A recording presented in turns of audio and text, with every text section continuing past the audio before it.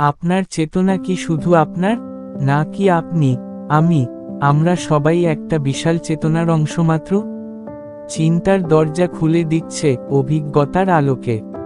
অনেকেই ভাবে আমি আলাদা ব্যক্তি, তাই আমার চেতনাও আলাদা। কিন্তু একটু গভীরে তাকান, ঘুমের মধ্যে যে আমি, জাগরণে তাকেই তো খুঁজি।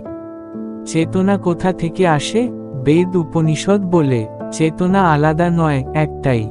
যেমন অনেক পাত্রে পানি থাকলেও চাঁদের প্রতিবিম্ব একটাই দেখা যায়। আমাদের শরীর, মন, জ্ঞান আলাদা, কিন্তু ভিতরের চেতনা একটাই, সর্বত্র। এই চেতনার অনুভব যার যত গভীর, সে ততটাই বোঝে আমি তুমি বলে কিছু নেই। সবই এক চেতনার খেলা। এমন ভাবনার দরজা খুলতে সাবস্ক্রাইব করুন অভিজ্ঞতার আলোকে ইউটিউব চ্যানেল। ভিডিওটি শেয়ার করুন আপনার চেতনা কি বলে।